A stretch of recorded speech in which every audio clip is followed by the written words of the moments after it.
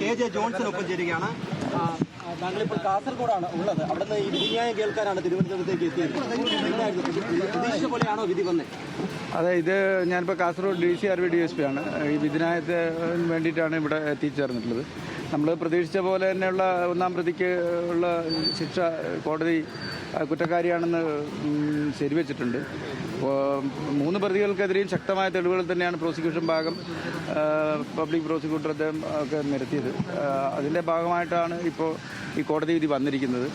ഇത് വളരെ സങ്കീർണമായൊരു കേസാണ്. ആദ്യം തുടക്കം മുതലേ പോലീസ് അന്വേഷണത്തിൽ പല രീതിയിലുള്ള വെല്ലുവിളികൾ നേരിട്ടിരുന്നുവെങ്കിലും ശാസ്ത്രീയമായ തെളിവുകൾ പിന്തുടർന്നുകൊണ്ടുള്ള അന്വേഷണമാണ് ഇതിൽ ഒരു ഒടുവിൽ കോടതിയിൽ നമുക്ക് പ്രസൻറ്റ് ചെയ്യാൻ കഴിഞ്ഞിട്ടുള്ളത്. 2ാം പ്രതിയെക്കെതിരെയും തെളിവുകൾ ഹാജരാക്കിയിട്ടുണ്ട്. ഇത് അന്ന് അന്വേഷിച്ചിരുന്ന മുഴുവൻ ആളുകൾക്കും, പ്രത്യേകിച്ച് ഇപ്പോൾ എൻ്റെ SP ആയിരുന്ന ഇപ്പം കാസർഗോഡ് ജില്ലാ പോലീസ് മേധാവി ശില്പ മാഡത്തിൻ്റെയും അതുപോലെ സുൽഫിക്കർ സാറ്, അന്വേഷണ ഉദ്യോഗസ്ഥന്മാർ റാസിത്ത്, മറ്റ് അംഗങ്ങളായിട്ടുള്ള ആൽബിൻ,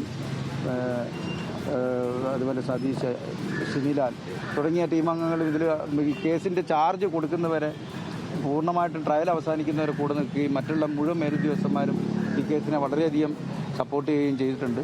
അപ്പോൾ ഇനിയുള്ള കാര്യങ്ങൾ പബ്ലിക് പ്രോസിക്യൂട്ടർ അദ്ദേഹമായിട്ട് ആലോചിച്ച് മറ്റുള്ള ആൾക്കാരുമായിട്ട് ആലോചിച്ച് ചെയ്യും എന്നാണ് പറയുന്നത്.